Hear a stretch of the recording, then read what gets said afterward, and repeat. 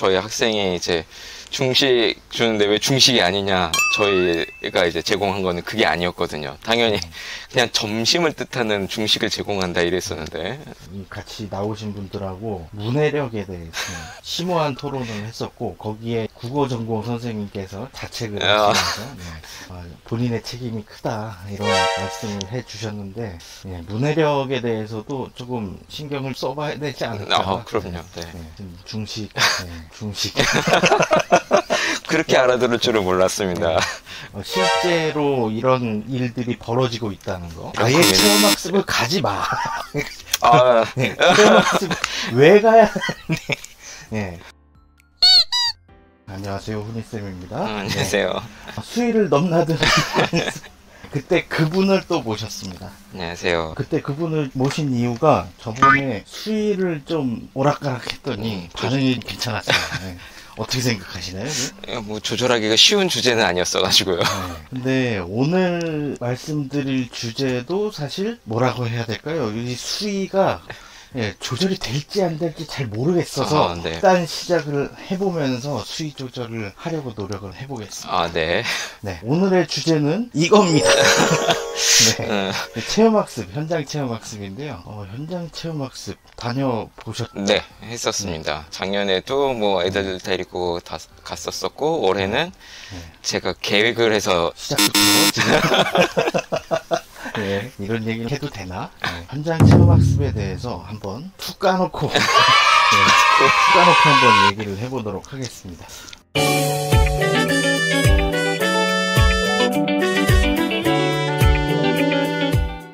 현장 체험학습을 계획을 할 때 시도교육청별로 지침이 약간 다르기는 하지만 그래도 뭔가 순서가 있어요. 그죠? 네. 그래서 첫 번째 계획을 한다 그러면 학교 교육계획서에 들어가 있거나 아니면 학원이 이제 학교 운영위원회에 통과를 시켜서 금액이라든가 학생들 안전관리는 어떻게 할 것인지 학생들의 그 일정을 어떻게 짤 것인지 이런 것들을 다 승인을 받게 되거든요. 그리고 나서 현장 체험학습이 진행이 됩니다. 물론 동의서도 받고 진행을 하지만 이게 현장에서 생기는 문제를 고스란히 선생님이 다 떠안아야 된다는 그런 문제가 있습니다. 그죠? 네, 맞습니다. 이런 문제들에 대해서 어떻게 생각을 하세요? 인솔교사들에게 넘겨지는 책임이 굉장히 많은 것 같고요. 계획서상으로도 관리자들이 전혀 안 들어가 있고 저희만 들어가 있잖아요. 물론 이제 결재권자로 들어가 있기는 하지만, 그래서 그게 좀 부담스러운 것 같습니다.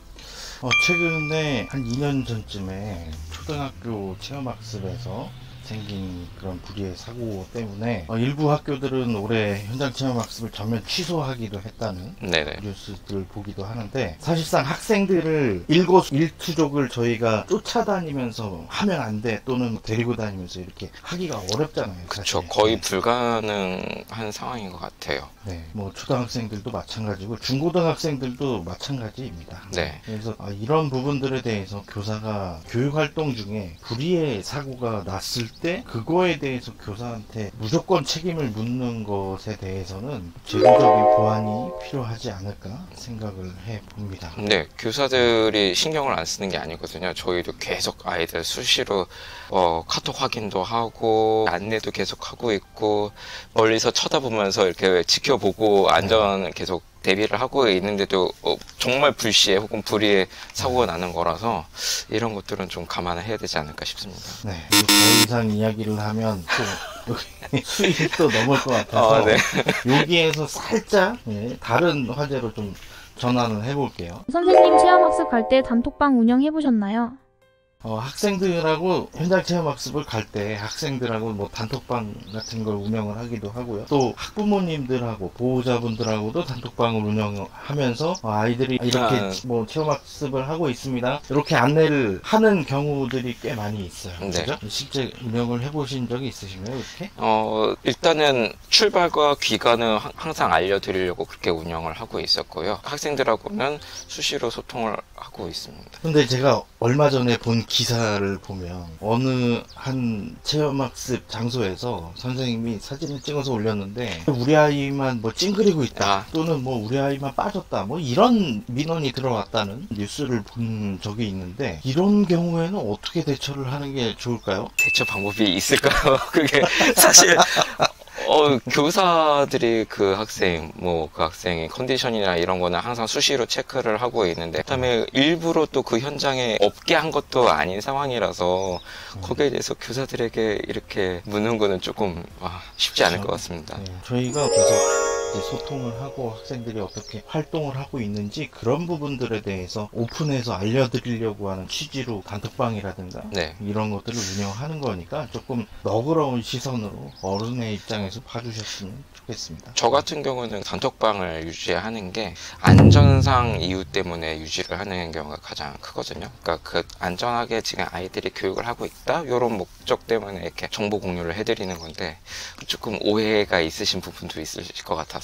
요것도 예, 수위 조절상 요 정도에서 멈추겠습니다. 네. 선생님 중식 제공이라는 말로 민원이 있었다고요? 다음 주제로 넘어가 보도록 할 건데, 이거 오늘 아침에 이제 출근하면서 이야기를 했던 그 내용이에요. 저희 체험학습에도 가정통신문에 중식 제공 이렇게 써놨거든요. 2년 전쯤에 어떤 중학교에서 체험학습 가는데 중식은 제공합니다 이렇게 적어서 내보냈더니 민원이 들어왔다고 합니다. 우리 애는 한식을 좋아하는데 왜 중식을 주냐, 이런 얘기를 하고 왔었는데 비슷한 얘기 있었죠. 네. 네. 저희 학생이 이제 중식 주는데 왜 중식이 아니냐, 저희가 이제 제공한 거는 그게 아니었거든요. 당연히 그냥 점심을 뜻하는 중식을 제공한다 이랬었는데, 같이 나오신 분들하고 문해력에 대해서 심오한 토론을 했었고, 거기에 국어 전공 선생님께서 자책을 하시면서 본인의 책임이 크다 이런 말씀을 해주셨는데, 문해력에 대해서도 조금 신경을 써봐야 되지 않을까. 그럼요. 중식. 그렇게 알아들을 줄은 몰랐습니다.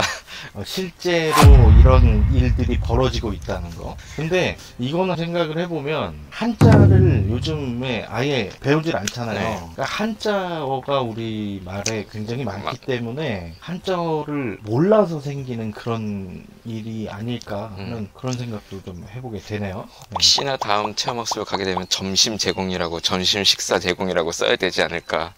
아예 체험학습을 가지 마. 네. 체험학습 왜 가야 네, 체험학습은 없어져야 돼요. 지금 시대에는 수학여행도 갈 필요가 없다고 봅니다. 이게 지금 수위가 수위를 넘나드는 방송을 추구하고 있습니다. 이러다가 완전 고정으로 만들겠는데, 이거? 저희가 저번에 파일럿으로 한번 이렇게 학폭이 좋아, 선도가 좋아, 이렇게 한번 했었는데, 오늘도 기대가 됩니다. 네.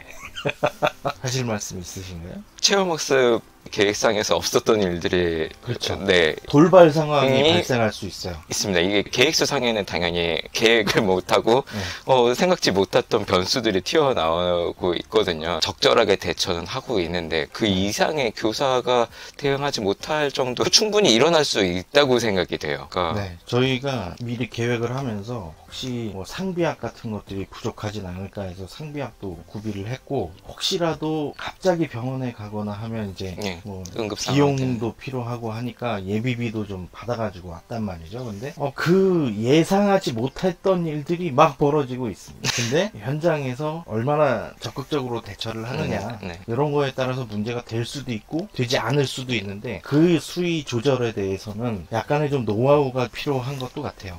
노하우도 있어야 되고 조금 적극적인 대응이 그냥 놔버리면은 문제가 될 수 있을 것 같거든요. 수위 조절이 좀 된 것 같나요? 저번보다? 네. 그래요? 네, 된 것 같은데요. 그죠? 이게 살짝 넘을랑 말랑 하다가 이렇게 적당히 멈춘 것 같긴 한데, 체험학습 이제 없애버리죠? 없앨 게 참 많네요. 학교 현장에서. 체험학습을 떠나서 이게 저희 계획하고 다르게 혹시라도 교통사고가 나거나 뭐 고속도로 한 군데에서 접촉사고라도 나면 물론 안전공제에 그 보험도 가입이 돼 있고 그런 상황이 나오긴 하지만 굉장히 교사들이 부담해야 될 몫이 큽니다. 잠을 못 자지 않을까요? 그러면 이제 잠자는 시간, 낮 시간, 우리도 이제 한 1시간 정도는 잠자는 시간을 보장해주는 것도 하나의 방법일 수 있겠습니다. 잘 일단 수위를 조절하는 방송, 수위를 넘나드는 방송을 추구해 보도록 하겠습니다. 그리고 오늘 영상이 또 반응이 좋으면 고정으로 한번 해볼까 또 지금 생각을 하고 있으니까 보시고 재미있다고 느껴지시면 아래에 적극적으로 댓글도 남겨주시면 좋겠습니다. 아, 네. 네, 혹시 하실 말씀 마지막으로? 아, 네. 훈이쌤 방송 되게 유익한 것 같아요. 저도 이번에 그 체험학습 그 매뉴얼을 보긴 봤지만, 다시 한번 그 연수를 보면서 다시 복귀하면서 계획을 조금 더 구체화시켰거든요. 그래서 더 많이 구독을 해주시면 좋을 것 같습니다. 아, 예. 이 훈훈한 방송.